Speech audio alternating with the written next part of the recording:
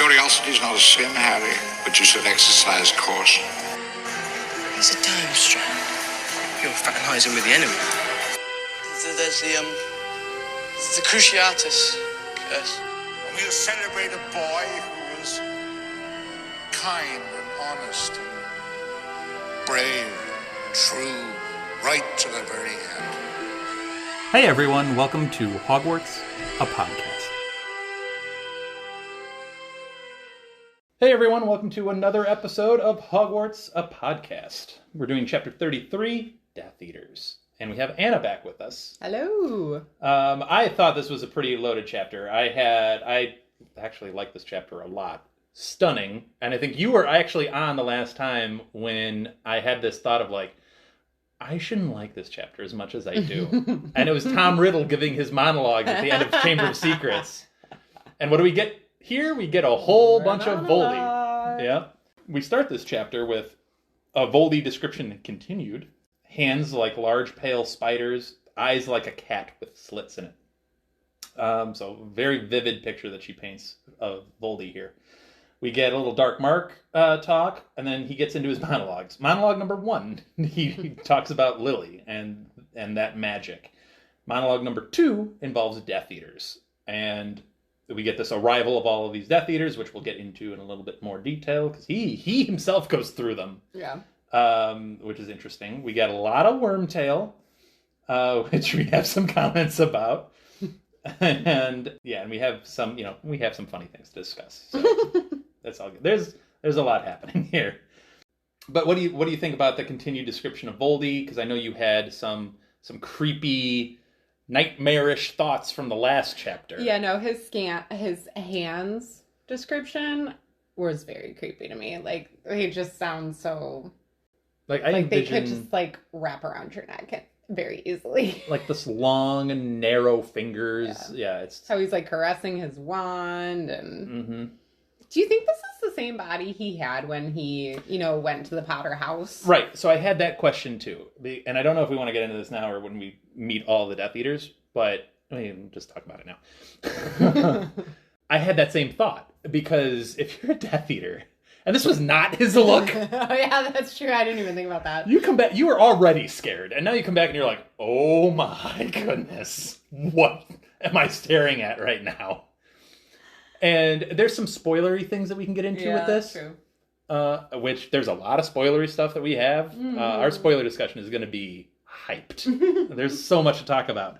Because, JK does her little thing, just little planting some tidbits. But yeah, I had the same question. If this was not his look pre-demise, these Death Eaters are in for some real surprises. I think it had to be somewhat similar. I think the eyes and the nose were already gone when the Death Eaters last saw him. Can you just imagine Lucius being like, Master, quick question. Where's your nose? Do you think he'd just automatically kill someone that went up to him and just been like, oh, got your nose? Yes, like, that is an automatic kill. Automatic kill. Wow, we're already off the rails and we're not even like a quarter into this. All right. So we also get a description of the Dark Mark. Well, we talked about the Dark Mark at the Quidditch World Cup a little bit because that's when we first saw it, but it was never really fully described. Right. But here we get it as a vivid red tattoo. We've had questions about what the Dark Mark has looked like as Voldy has been away. Right. Is it just maybe like a pale pink? Well, and at one outline? point, it's literally described as a brand in this chapter. Yeah. So yeah, that's what I always imagine. Like, I'd imagine it's a faded pink outline of just like a faded brand on your skin. Yeah. And then he puts his 2 fingers to it on Wormtail's arm, and then it becomes a pitch black, vivid tattoo. And causes them pain. Yeah. He is a sadistic dude. Yeah, he is. Obviously, in a lot of different ways. Yeah. But the Dark Mark itself is a snake protruding through the mouth of a skull. So it's kind of almost like a knot through the lower jaw and it just comes down. If you haven't, just take a look at any Harry Potter fan's Instagram and they probably have a tattoo of the Dark Mark. It's one of the probably more popular Harry Potter tattoos, that the Deathly Hallows. Deathly Hallows, really popular. I've seen the Stars of the Page. That's a subtle one. Like Dark Mark, not as subtle. Dark Mark, yeah. Not it's a little dark of a tattoo. But yeah, I know people that have gotten it, and go to any Comic-Con, I'm sure somebody's got it. Anyway, so as he's pressing, I thought this was an interesting quote. As he's pressing his fingers to the dark mark, he then makes a note of how many will be brave enough to return, how many will be foolish enough to stay away. That's a heck of a line, too. It is. And the idea that I'm just going to take a wild swing here. I know they probably aren't all Slytherin house specifically. They don't have to be all Slytherins. No. But here we're having the word brave associated with mostly Slytherins, which I think is an interesting kind of twist. Yeah, I hadn't thought of that. Right? Well, it just goes back to our constant conversation about how the house characteristics they're fluid. Exactly. They're everywhere. Yes. But that is an interesting note of like, okay, Death Eaters, now you have to make a choice. What choice are you going to make? And you know exactly what this says, this means. Yeah. Because presumably you've been called by it before, or you've seen the result of not coming to the call. Yeah. So he gets into that, and then he gets into his first official full monologue, which is about Lily. He calls Lily a fool, which I know you probably have some thoughts on. I mean, it doesn't really bother me because he's Voldemort, and I don't respect his opinion, so... It's not so much an opinion, it's a point of view. Because from his point of view, love and sacrificing life is pointless. His view is life is everything. So to throw that away... But I think that's what he's getting at. Basically, I would like to make an argument that maybe he fools Lily as a fool because he did not have a mother who made similar choices that Lily made for Harry. Yes, and he gets a little into that because you're standing on my father's bones, and which I really want to talk about in the spoiler section. Okay. His monologue about his dad. Yeah, you get a little bit into his own family history, and his family history is complicated. Mm-hmm. So and I feel like he simplifies it in this monologue. He does. He says that his mother died shortly after childbirth. Yeah. And his father left before. Father walked out. Yeah. Who was a muggle. Father's a muggle who walked out. Well, and he makes a point that his father walked out before his mother had him and died. Right. So, obviously, his mother... He has a harsh opinion of his mother, to put it mildly. He also has a harsh opinion of his father. I don't feel like he talks much about his mother in this monologue. No, but considering she died shortly after childbirth... Which, again, I feel like is part of his obsession with life and living. Sure, yeah, and it's partly part of it. Somehow he blames his mom for dying and not, like, living for him. Right, and that's kind of what I'm getting at with the harsh take on your mom. But he ends up growing up in a muggle orphanage, which I imagine he has we've always, a constant theme of our podcast is therapy. Foley does need some therapy. Yeah. Would have been beneficial for him. I think it's a little too late now. A little, yeah. I don't believe in therapy, but, Fair enough. But he enters into his own family history because he calls his father useful in death, which is a really dark thought. Yeah. So, but I don't know. So it's intertwined with the Lily of it all and her choice to choose death over potential. It wasn't going to be life with her son because he was there to kill her son. Right. So, he has a very interesting view of Lily. That's where we're gonna put that out there. His second monologue has to do with the Death Eaters themselves. They start popping in, or flowing in. It sounded like little wisps of cloak just appearing through the darkness, which is a cool thought. It is. And he immediately starts out with chastising them for leaving him. He makes don't forget the part where they all immediately start kissing the bottom of his robes. Like, this is all so, gross? Yes! Yeah. And the ego on him, that this was what he set up with his followers. It's just wild. So the first thing he tells them is, I smell guilt. Guilt is thick in the air. There. Yeah, he's like, I smell guilt. And that's what leads to a lot of them ended up like falling to their knees and going to him because they so desperately want his approval / forgiveness. They don't want to die. Yeah, essentially. And Voldy has this great line of, "I do not forgive, I do not forget." Woo. If I'm any of the Death Eaters, I don't care what my station was before, during, and after this whole process, I'm like, oh boy. Oh my gosh, yeah.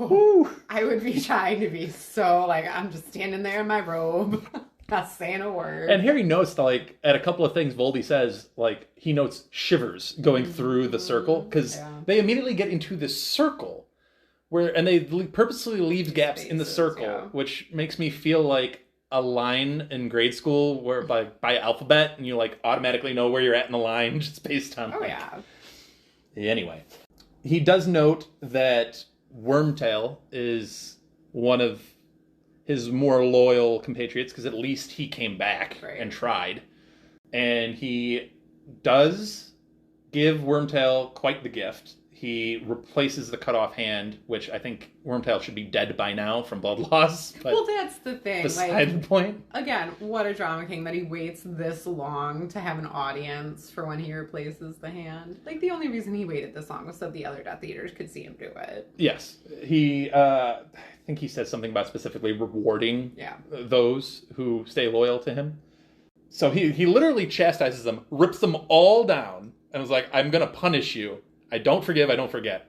Also, I reward faithfulness. Let me show you. And he just, to be fair to Voldy here, really cool magic. Just like very whips his wand around and this silvery substance just forms into a hand onto Wormtail's stub. Wormtail did have his robes wrapped around. Like, maybe he was putting pressure on it, and that's why he's there still alive. There are natal arteries and veins that should not be there. Anyway.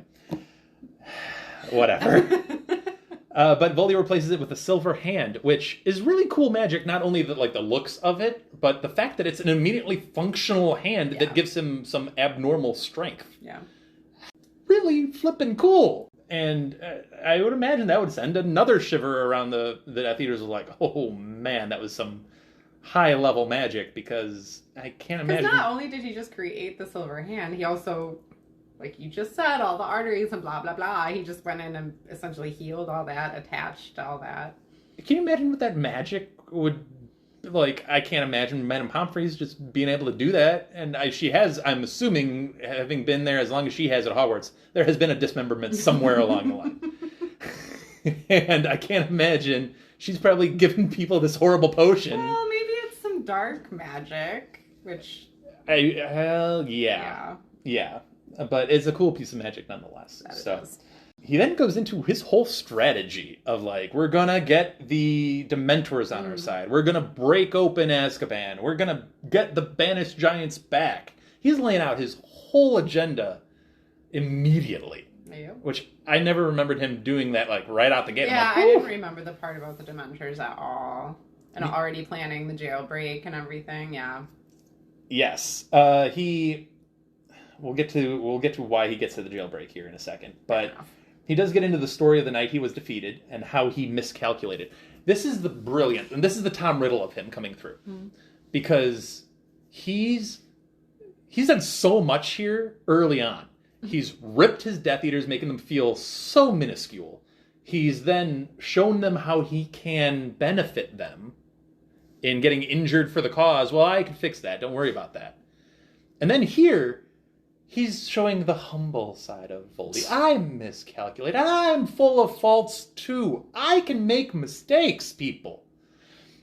But I learn from them. He never calls it a mistake. Miscalculation. So it's a miscalculation. Yeah. Oh, but that's my point, is he words it so well. His silver-tonguedness of spinning... He's still got the charm of Tom Riddle. He does. And that's where you see it, in those moments of him now placating to the Death Eaters, like, hey, guys, I get it. I make miscalculations too. It can happen. Also, if you do it, I will kill you. But it can happen. I get it. Like... Well, he also uses it as a moment to prop himself up as so powerful that if I miscalculate, I've already done so many powerful things that other people haven't done magically that I can come back and be fine. Oh, he definitely uses it as a backhanded compliment to himself. Yeah. Of like, I make a mistake, but I've already accounted for that. Right. And I know I missed this, but you know what? I knew about it. I just forgot about it. Exactly. Like, I should have foreseen this. I knew of it. I just ignored it. Don't ignore anything. That's the moral of this story. I've taught you now. He is such a fascinating dude. Like, it's a fascinating character take. Yeah. Where he's like a whole bunch of, like, personalities. He is a whole bunch of And, personalities. like, one or two monologues.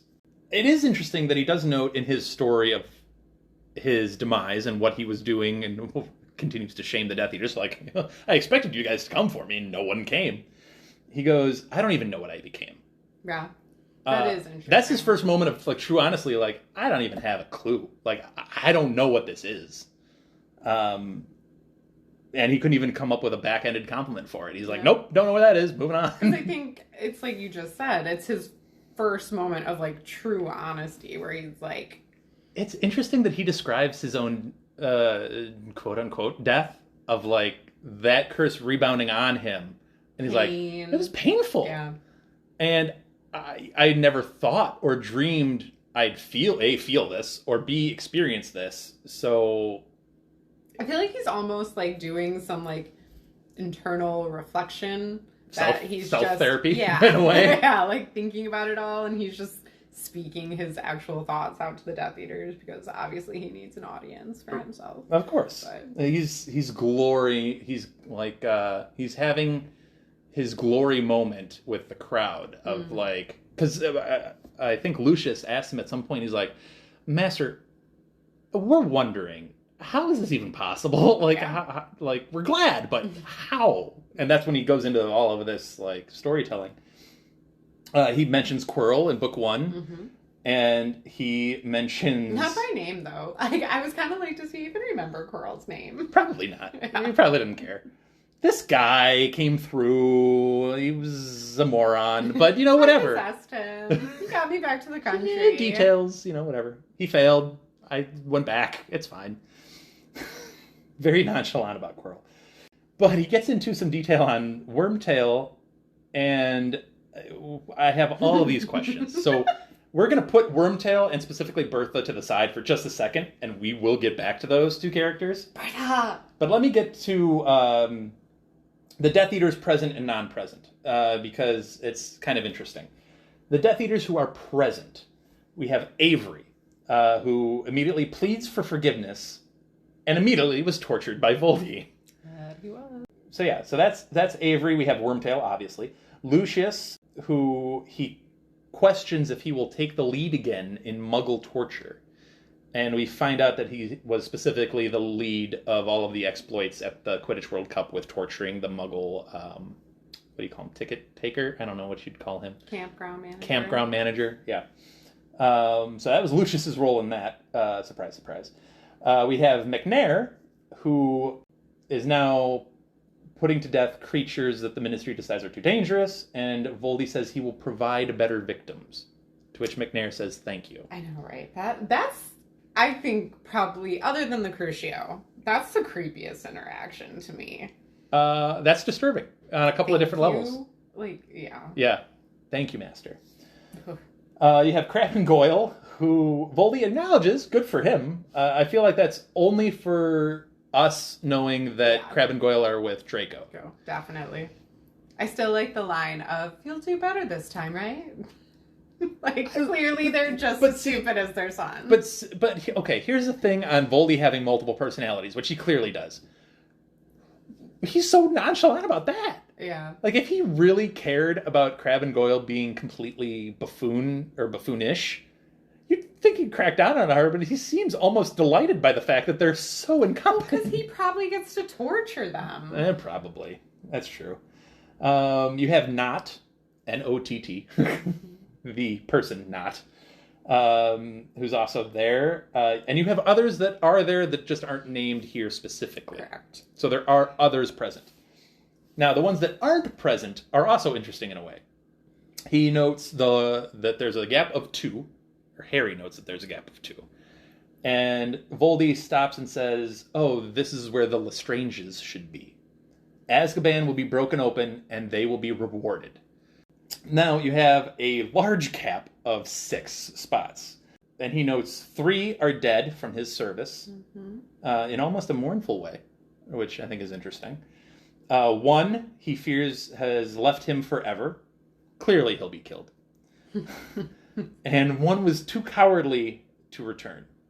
1 was too cowardly to return, and the last one, his most faithful servant, who has already returned and is already doing the work of Voldy. So there's some interesting breakdowns there. Do you have any thoughts on the Death Eaters, present or non-present? I wish we could know more about the people that he doesn't talk to and doesn't name. I wonder how many there actually are. That is why I wish. I wish we had a general sense of exactly how many Death Eaters he has.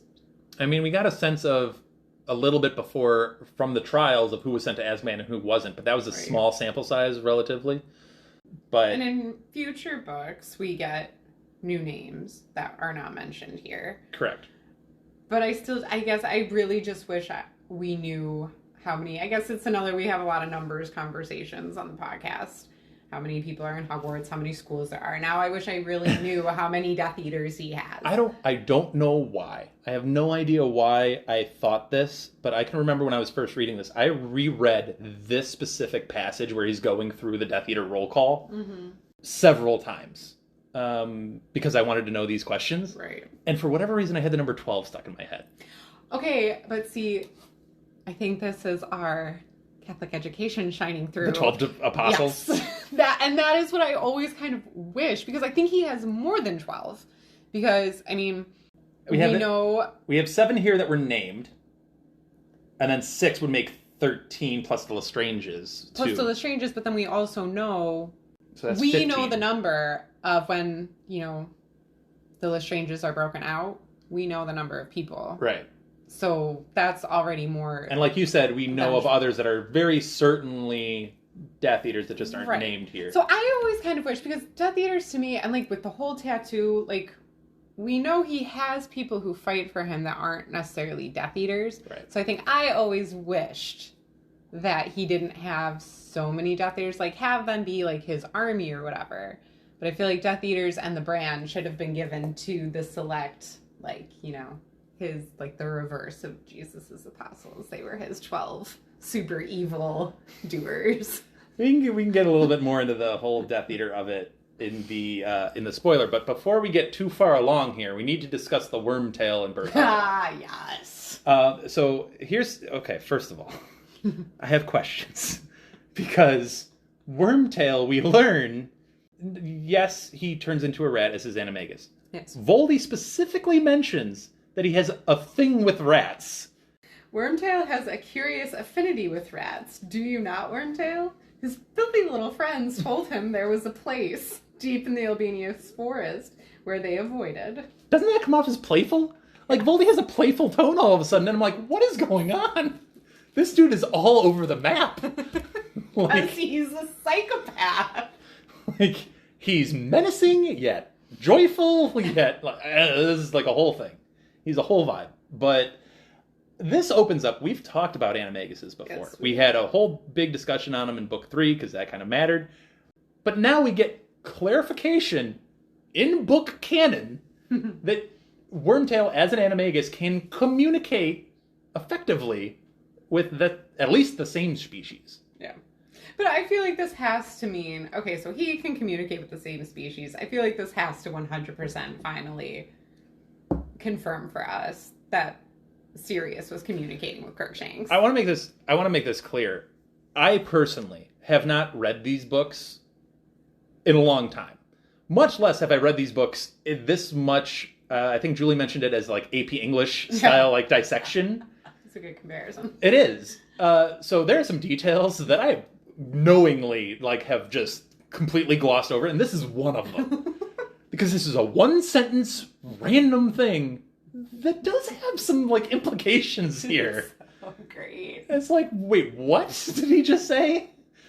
And I have no idea why I've never I don't remember Locked- that ever locking nothing. into that. Definitely not, no.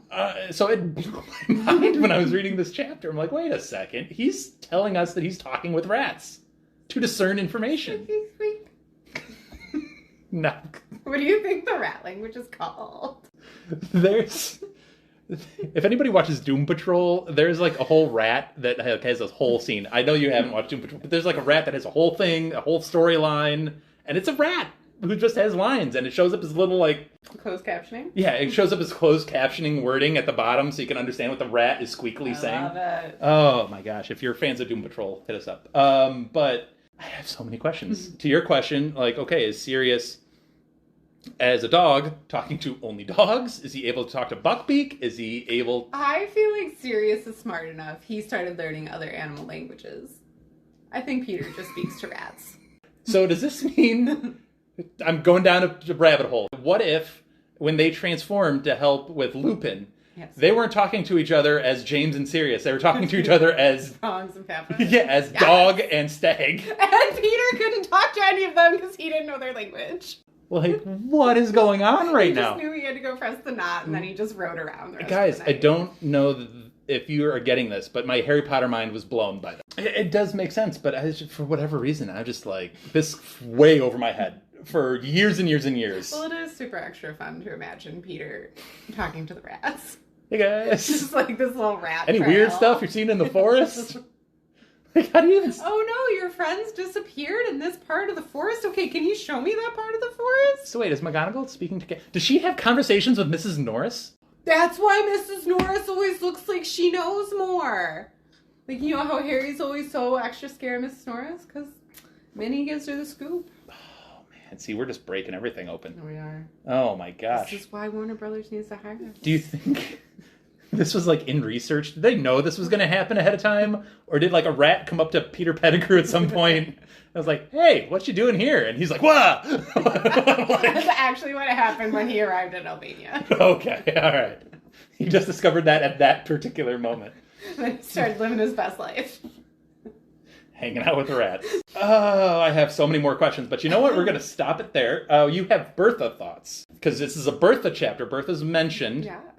And Voldy kind of goes into a little bit of the Bertha Jorkins of it all. He does say that she was a gift beyond his wildest dreams. Just like to It say is that. true.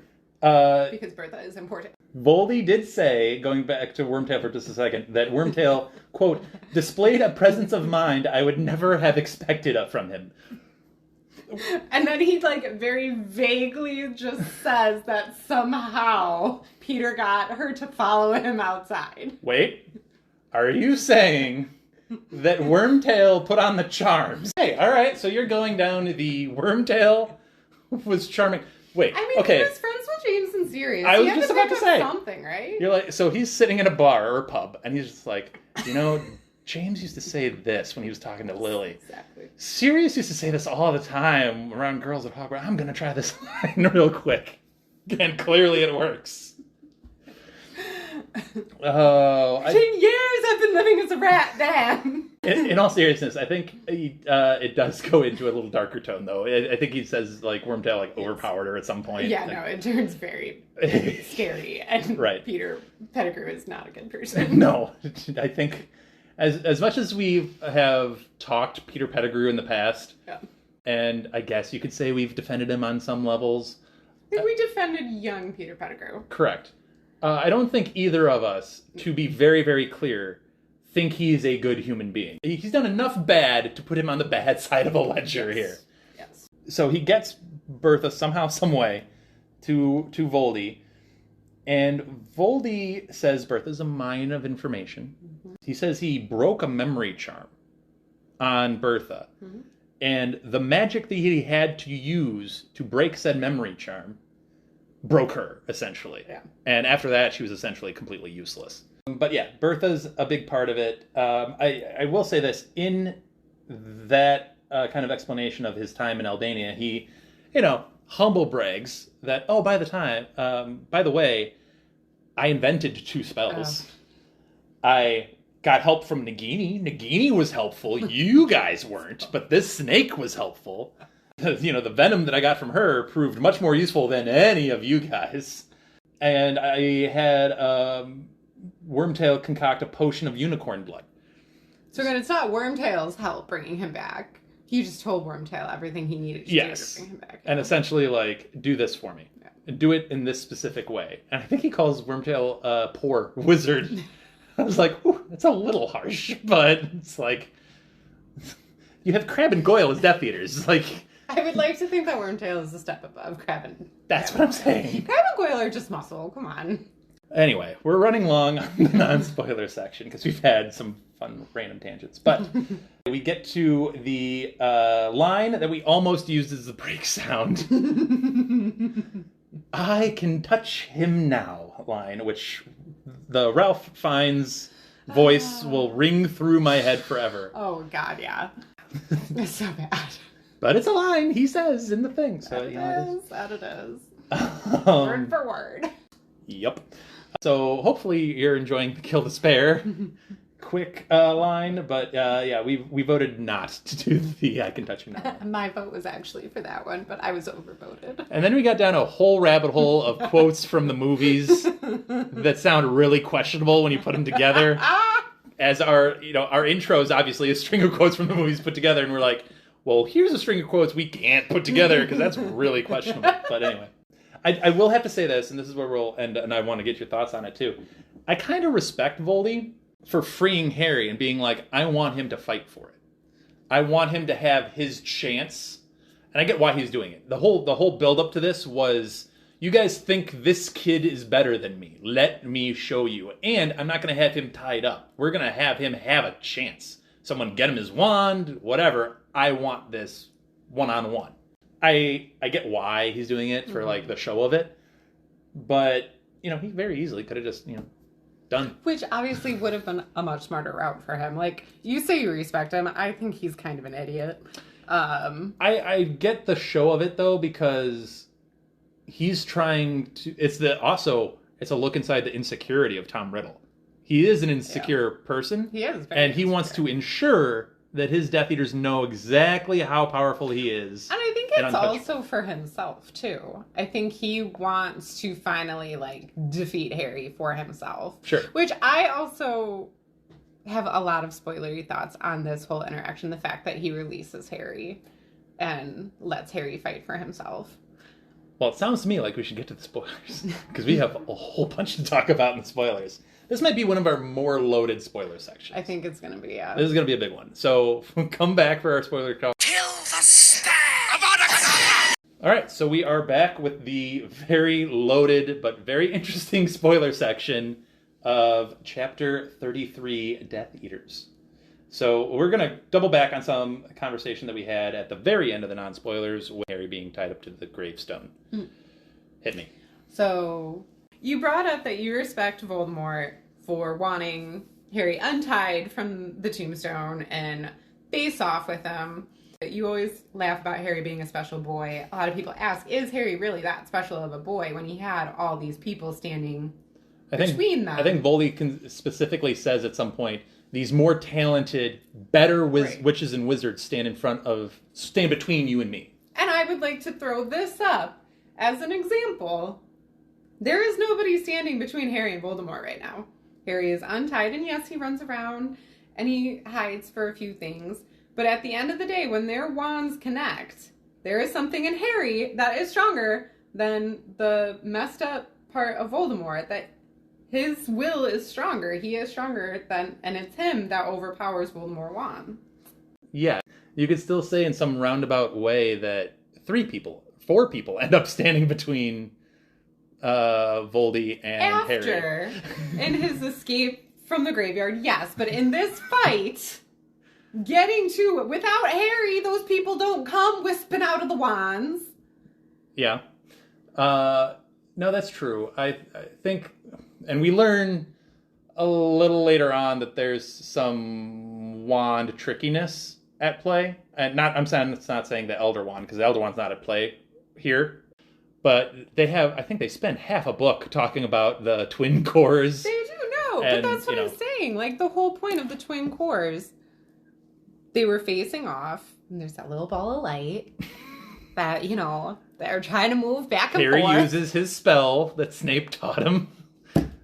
It's a fact. Don't give me that No, look.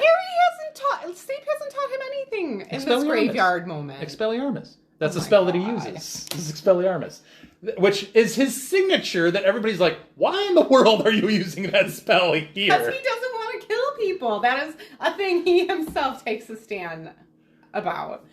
I'm just saying, I'm so sick of people not giving Harry credit. I know Harry's an idiot. I know theme of the book is Harry does something very brave and very stupid. All right, that is Harry James Potter. I'm just saying, can we give the boy some credit? Stop trying to say the reason he defeats the Dark Lord is because there's a piece of the Dark Lord inside him, is because his dad, his mom, his godfather, his headmaster all stand between them all. Snape taught him Expelliarmus. Okay, it's Harry himself who conquered it, who mastered it. I can't do Expelliarmus. You're correct. I can't argue that point. No, you're right. Harry does deserve much more credit in a lot of things, to be fair. I'm not saying the boy's perfect. I'm just saying, give him a little bit of credit. You posed this thought to me, and this is why Anna and I get into such great conversations about Harry Potter, because she asked one thing and my brain went to 12 things at once. Harry Potter is Harry Potter, and he's been put in so many situations where you can either stand up and succeed or fall and fail. And to his credit, he more times than not stands up and succeeds. Even when he fails, he's usually standing up. Right. Where I wanted to go with it in my trail of thoughts is well, then you have Hermione, who's considered the best, most talented witch of her age. Mm-hmm. In this book, you get 3 champions, all 3 of which are magically better than him. To be fair to Harry, they're all older and have learned more. Okay. And then, again, my mind trails and I'm like, oh, Ron. I knew you were going to do that. You're not Harry. You're not Harry and you're not Hermione. It's a tough spot for Ron to be in. He's Ron. He's Ron. He's wonderful. I know. But you asked me, you put a thought going and then my brain just travels. They all would have died at the chess match if it wasn't for Ron. I get it. I totally get it. I'm just saying. Look, Harry does some amazing things. He gets through the first task here wonderfully. He, as you've heard on this podcast, he gets a lot of help with the second task. All of the help. We all get a lot of help in life, Dan. There's nothing wrong with getting help. Wormtail just got a whole new hand for helping Voldemort. Fair. As we will learn in a couple of chapters here, Barty Crouch Jr. essentially clears the way for him in the maze, and has essentially was the architect of him getting through this whole thing to begin with. Anyway, Harry does do some miraculous things, and he does more miraculous things as we go forward. The DA is grows up. Yeah, the DA is spectacular, and what he does for other characters at that point is tremendous. And just doubles and triples and quadruples from there. Yeah, he's talented. He is talented. He's a good person. He is. But Voldy's not wrong, and you weren't wrong in saying that list of people that do stand in front of him for a long, long time. Well, because he was a child. Don't tell me that any 12-year-old Albus did not have a chance. I get that, but think about it this way, though. Think about it if you're in Harry's shoes, and you're watching loved ones who you consider family, and friends who are not just friends, they are family to you. And you're watching them fall. He marched into the forest without any of them to stand and sacrifice himself. We have same as his mother did. We have a lot to talk about in the Battle of Hogwarts. Yes, we do. That one might have to be multiple podcast episodes, because there's a whole lot of things we could talk about in there. But anyway, I guess I both agree and disagree with you in that, yes, he's obviously a very special boy. Yes, he is. He's obviously a very special boy who and if we're just being honest with it, he's the son of James and Lily Potter. Yeah. There are magical abilities that he has inherited from 2 very gifted magical people. It's my boy. So, yes, it's foolish to say, or naive to say, that he's devoid of magical talent and he's just lucking his way through this. Yeah, of course. But he also lucks his way through this and gets a whole lot of help. So it's both. The answer is both. I mean, that's life. That is life. That is very much life. We have a lot of other stuff to talk about in the spoiler section. Let's get to a couple of the quick things first. Anna will like this because fan theories. I don't know if you remember this, but way, way, way back when in the Harry Potter chat rooms. Bring me back to my childhood. This silver hand that Wormtail gets was the topic of conversation in a lot of chat rooms. Yes. I know exactly what you're talking about, and I hadn't remembered it, but yeah. The silver hand, specifically, silver hand, a lot of people thought would be used to kill one other of the ultimately, at that point, the last remaining Marauder in the Battle of Hogwarts or some-ish way around it. Silver, werewolves, put those two together, which would have been really interesting. I actually almost would have preferred that to have been Lupin's death. It would have been an interesting... I would have preferred Lupin's death to be non-existent. A scene instead of... instead of non-existent. Yeah. Because I feel like Lupin deserves that. And so does Tonks at that point, too. Yes, completely agreed. But that's a whole other thing. And again, hire us, HBO Max, to figure that all out. We'll put that on the screen, as morbid as that is. Anyway, moving on. But no, that was a big topic of conversation. But it would be poetic in that you have two Marauders that would have then go... And they build it up. He's got a silver hand. It has extra strength. Yeah. So if you wanted to potentially do that, you could.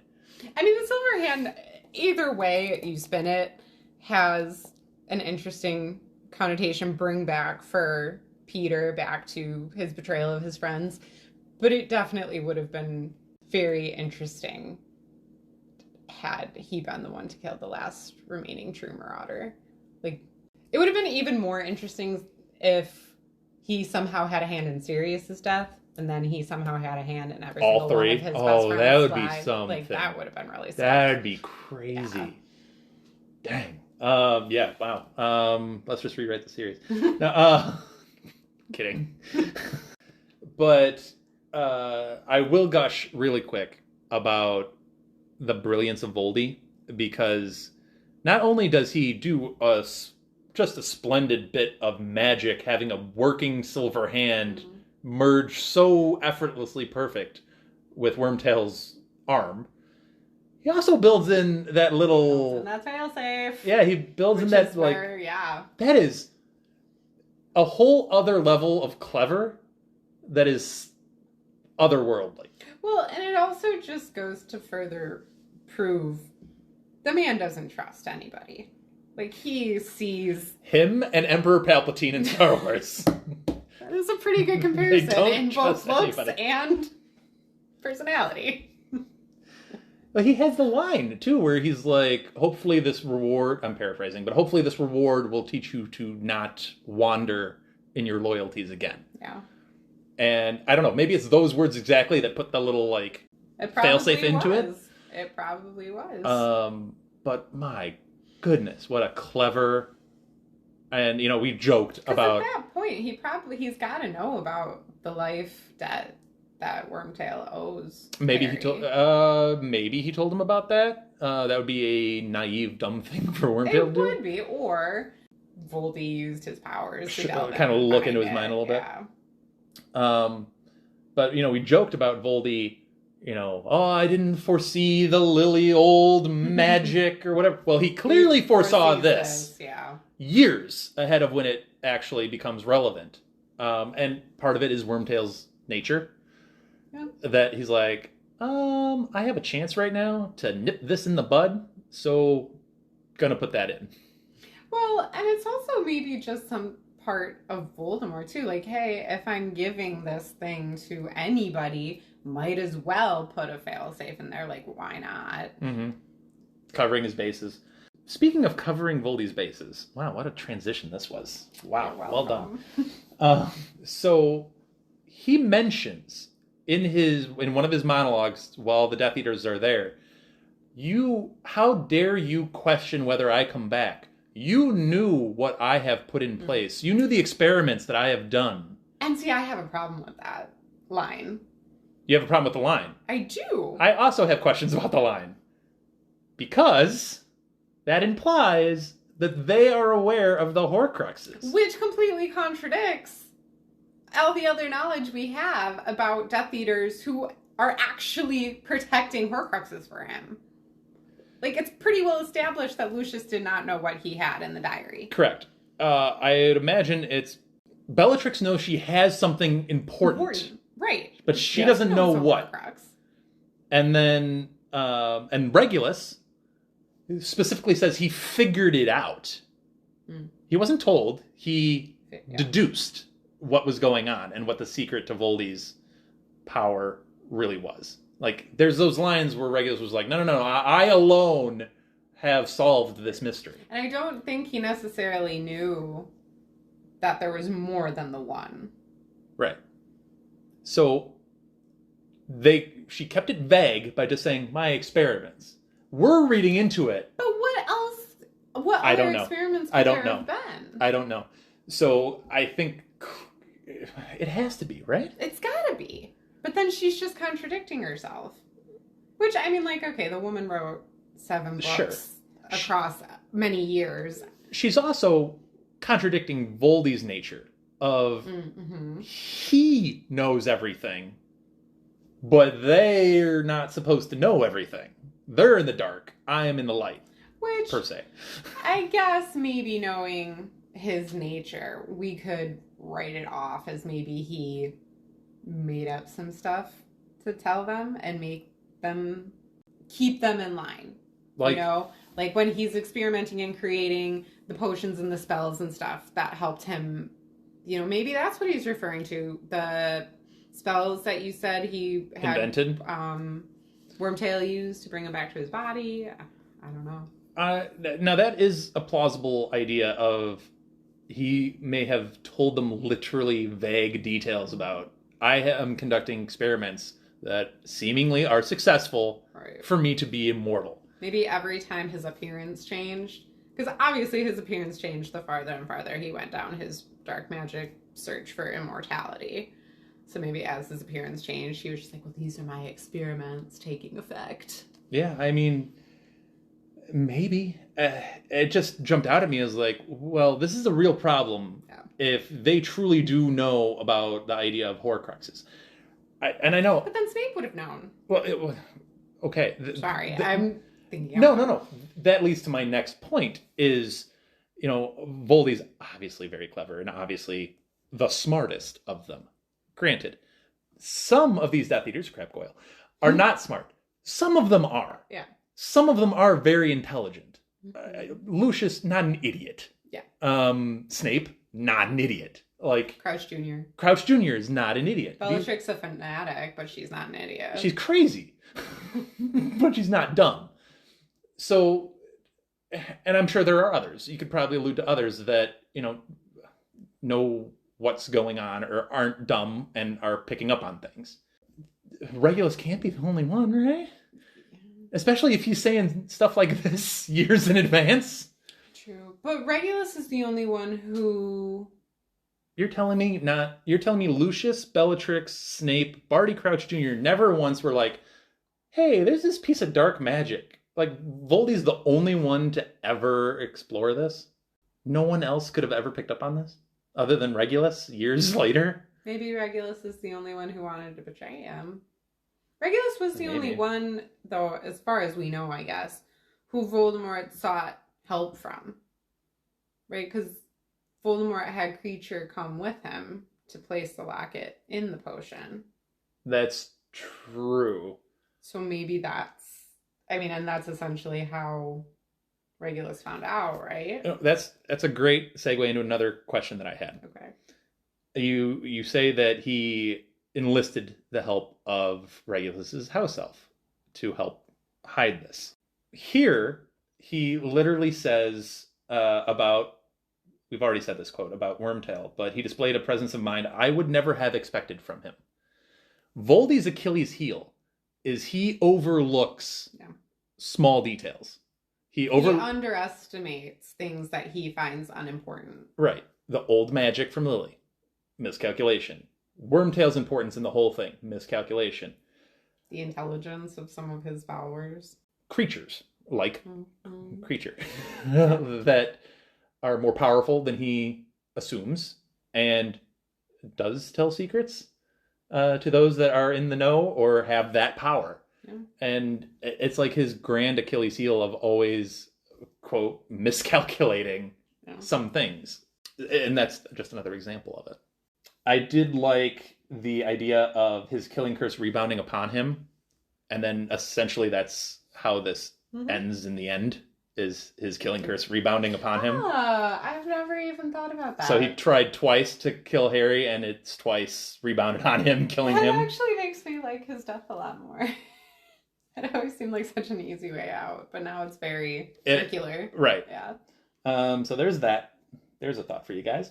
And then the other what if I wanted to talk about was he mentions that he was too weak at some points in Albania. And even like as he's starting to come back or putting the motions to come back he was with Wormtail, he's too weak. He didn't want to come to the Quidditch World Cup because there's too many ministry officials there and he couldn't overpower them in the state that he was in. And he mentions his own like what if of like, I couldn't make myself known because Aurors were still looking for me, like around the world. Were Aurors really looking for him? I think they were. They all thought he was dead. The Aurors were looking for the Death Eaters. I think there was obviously rumors. I think any Aurors who might have been looking for him were like rogue Aurors. I don't know, because Moody... Fudge was not sending Aurors out to look for him. Moody was out into the middle of nowhere searching for Death Eaters. And there were rumors that he wasn't gone. People knew or suspected that he wasn't gone. Prime example of a rogue Auror. Moody, well, yeah. But there were whispers and rumors, and the Death Eaters that were caught, like the Lestranges, were like, no, he's coming back. Yeah, but that's also very easily written off as a fanatic who can't accept. Dumbledore, though, was vocal. Agreed. Dumbledore was very vocal, but Dumbledore didn't have any power to be sending out Aurors. He didn't have power to send out Aurors, but he had clout. Well, and that's why I'm saying... If you're Albus Dumbledore and you say something, but that's why I'm matters. saying I don't think it was necessarily Aurors being sent out to look for him. I think it was rogue, powerful wizards. I guess. Might have still been looking for him. Oh, like members of the Order? Yeah. That he just sent out? What was left of it. Okay, so let's play this game out. What happens if Aurors stumble upon this wisp or childlike baby thing? What are they going to do with that? Like, that's very true. Like, seriously, like, do they Are they figure even out... going to recognize the wisp as Voldemort? Okay, here's one thing I will give to the Fantastic Beasts movies is they've displayed a better image of what adult magic looks like and the possibilities that might hold. Yeah. And these are Aurors off doing their own like they're skilled. They've obviously probably fought in this first Wizarding War. They're battle hardened. Like, I don't know, if they go in there, they might know some form of magic that's way beyond what we're getting in these 7 books, you know? Definitely. That's one thing I do like about the Fantastic Beasts movies is adult magic is cool. cool. The magic in those movies is so cool. It's very cool. So, I mean, maybe, but what you said is my original thought of like, are they going to recognize that as like a thing? I don't know. Like, did Dumbledore give them like a game plan of like, here's what you gotta look for? Like, considering Voldemort didn't even know what he was, like, I don't think Dumbledore could have had a game plan. Exactly. Literally nobody had ever. This was a singular event. No, I agree. It just caught me as like when he said that, Aurors were still looking for me. I'm like, okay, they find you. What? I just wrote it off as another okay, Drama King. We get it. You want attention. Fair enough. Well, he does want attention. I don't know. You got any other spoiler thoughts? Well, it's still around Voldemort and his monologues that you were talking about earlier. Mm-hmm. The only thing I would want to go back to is when he was talking about his parents and how much of their story he left out. Like, okay, he's really upset with his father and calling his father awful for leaving his mother, abandoning her. Does he know that his father, and this is a legitimate question, does he know that his mother had bewitched his father? Do we really blame Tom Riddle for leaving her? I'm not saying Tom Riddle was a good Mongol, a good person by any means, but Merope wasn't exactly blameless in her situation. No, her family was not exactly a wonderful family. Definitely not. And they weren't wonderful to her either. She was abused in a lot of ways herself. Yeah. I would say that, honestly, even if he does know, I don't think he cares. Because I think he always sides with magic over Muggle. So whatever she did was automatically right because she had the power to do it versus him who was powerless. Which is a dark take. That is a dark take, but you're right. Which, now that you say that phrasing like that, reminds me another reason he was so mad and hateful of his mom was because she had made the choice at that point to stop using magic. And that was essentially why she died after having him. Yeah. And it goes into the Lily thing that we were talking about in the non-spoiler of just like that choice of life or death. And he views death as weak. Well, and going back to why I even brought up the comparison between Lily and Merope when you were talking about him calling Lily a fool, I think he is just never got over the fact that his mom died. That like if he had had a mom growing up, even if, maybe yes, he would have still had a hatred towards Muggles and thought she was weak for choosing not to use magic.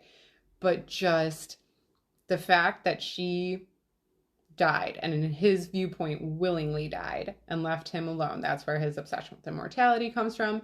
And that's why he's going to pretty much view any mother, doesn't matter how she's going to die. Death is weakness. And that's the real reason Lily's a fool. Not anything to do with her old magic or anything like that. I think, obviously, motherhood plays a massive role in the series. Even the ones you don't think about often, like Merope, you don't really she doesn't get a lot of airtime. No. But she obviously plays a very pivotal role, and he's still dealing with that, clearly. And then, Molly Weasley gets all the love. But, there's room to talk about Petunia, good and bad motherhood there. And Andromeda, Tonks. Yeah. Nobody wants to call out Tonks for abandoning her baby to go fight, because who's not going to go fight? But she essentially leaves her child an orphan. I mean, Molly steps in front of Ginny. Yeah, absolutely. And that could have turned a bad way, too. Yeah, And, Fred going down and that. Could you imagine Molly? Oh my God, that family would have been torn apart. Yeah, that would have been hard. Does Percy fully reunite at that point, or does he break off again? I think he reunites. But that's different, I feel like, than Tonks, because she's literally stepping in front of her child to protect her child. Right. Tonks just couldn't stand being away from Remus. Well, so in that way, I love Tonks so much. But in that way, she's almost more similar to Merope than she is Lily or Molly. I don't know. She wants to be with Remus, but she wants to be in the fight. She's young and thinks Powerful. She can help. Yeah, and she which could. she can. I'm sure she did. So she thinks sitting on the sidelines is in itself, I don't know if weakness is the right word, but disrespectful. Like it's one of those moments where it's like, if you don't do this, that says a lot about you. And even though she has reasons to not step in, if you don't enter in literally the fight of the century, it's that idea of like, this is the fight of the century. I need to be in this. And if I'm not in it, what am I? It's a whole identity crisis. I get it. You're an aura in your prime. Also just saying, I'm not trying to be funny, but there is more than just being in the fight of the century. You're right. Things happen. Right. Life has to go on after the fight of the century. It's a complicated decision. Yes. That's much more gray than it is black and white. Absolutely. And that's part of the motherhood discussion in this whole series, is just going through it. And, at one point we'll probably dig in character by character on this and go through it. But yeah, any other thoughts and comments on the chapter? This was a lot, but I love this chapter. I thought this was a great chapter. And I'm a nerd for all of the You're a nerdy for Death Eaters. You really are. I just like the character background and the world building from it. I mean, you literally get it all laid out there for you. Like, who's there, who's not, like, who's clearly important, who's an idiot. Like, he's laying everything out there for you. I like the Bertha of it all. The Bertha of it all. Of course you would. So we will end it here with Chapter 33, Death Eaters. Let us know your thoughts on it on Twitter and Instagram. Hit us up at HogwartsApod. Once again, really quick, just reminding people, Anne and I will be in Orlando in June. We'll get more details as it gets a little bit closer. But we're planning on doing at least, one cool thing down there. So we'll figure out what that is and how, but we'll get all those details out to you when we can. Now would be a good time to follow us on Instagram. Do it. Just saying. We really appreciate all of the support. Give us comments, reviews on Spotify. It really helps us make this better for you guys. And with that, I think we're wrapping. Thank you for listening to Hogwarts, a podcast. If you like what you've heard, please click the subscribe button on your preferred podcasting app and follow us on Twitter and Instagram at HogwartsApod.